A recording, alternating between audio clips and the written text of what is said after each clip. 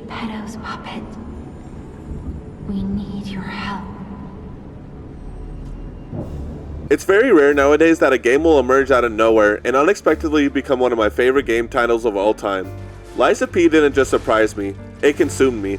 From its haunting elegant atmosphere to its intricate lore, punishing yet fair difficulty, and some of the best weapon customization I've ever seen in a game. This game quickly rose through the ranks, and with the recent Overture DLC, it's no longer just a hidden gem, it's a modern masterpiece that earned a permanent spot among my all-time favorites. In this video, I'll walk through why Lies of P had such a powerful impact on me, how its world pulled me in, and how its challenges pushed me to my limit, and why I was compelled to chase the Platinum Trophy. So let's step into Krat and explore what makes this twisted fairy tale so unforgettable.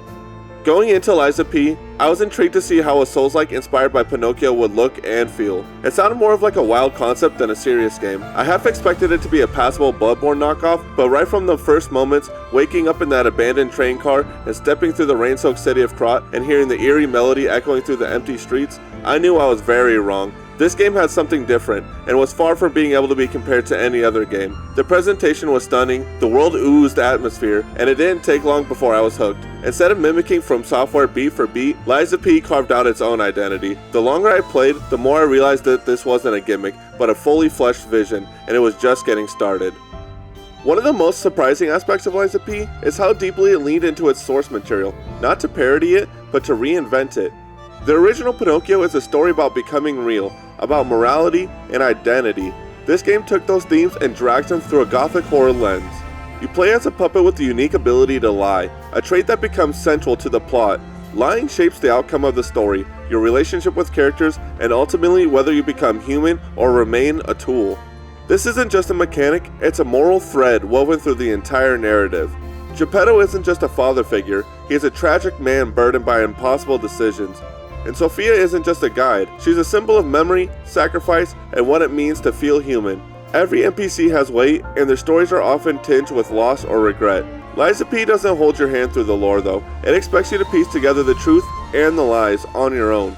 I was so invested in this game that I spent hours reading lore and watching video breakdowns just to fully understand the expansive world built within inside of Krat. By the end, I found myself emotionally invested in ways that I didn't expect. Not many, if any games at all, have managed to make me feel this attached to the world and its characters. And if it isn't the lore, if there's one thing that Lies of P absolutely nails, it's the combat.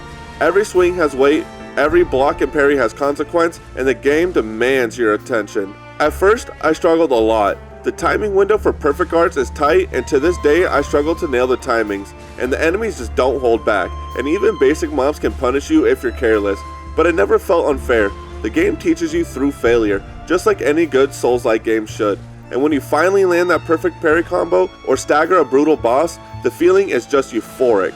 Speaking of bosses, Lies of P has some of the best in the genre. The King of Puppets in his second phase reveal was insane, and Laxatia the Complete is easily one of the most intense, beautifully designed fights that I've ever had.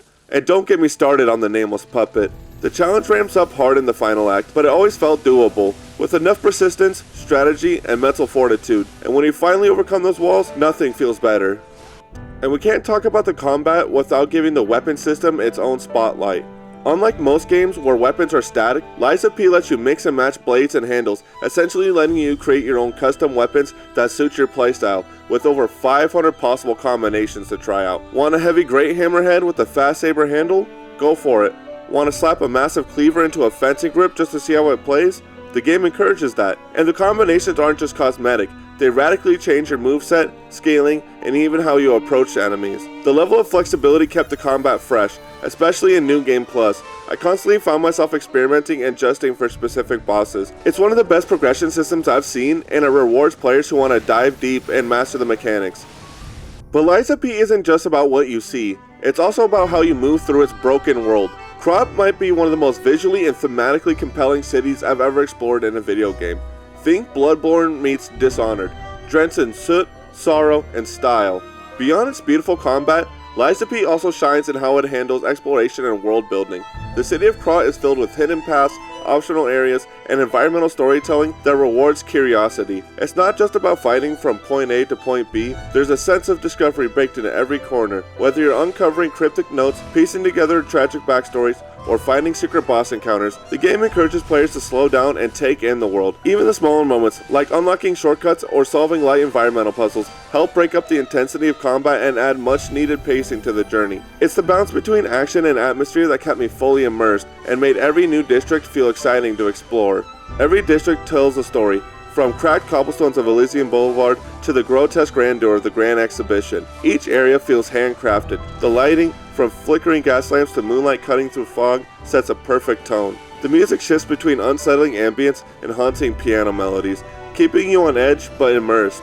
I completely fell in love with the soundtrack of Lies of P. The vintage Belle Epoque style, intertwined with the grim and melancholy atmosphere, added so much heart-pulling feeling and connection to key moments throughout the adventure. Even the enemy designs carry thematic weight. Puppets with cracked porcelain faces, infected beasts, and twisted hybrid monstrosities. The deeper you go, the more you feel that this world was wrong, like something beautiful had been broken. I've never been one to chase for platinum trophies. It's gotta been for something special, something that challenges me, but was also worth the grind. And Lies of P is that game. Getting the platinum meant mastering the combat, exploring every optional area, unlocking every ending, and diving into New Game Plus a few times. But I didn't just tolerate the process, I loved it. Every trophy felt like a milestone, every boss fight was an adrenaline dump, and every step felt earned. There's something deeply satisfying about finally checking off that last box, knowing that you saw everything that this game had to offer. For me, it wasn't ever about the bragging rights. It was a way of saying that I genuinely loved this game so much and I gave it my all. And just when I thought I had moved on, the Overture DLC dropped and the echoes of Krat pulled me right back in.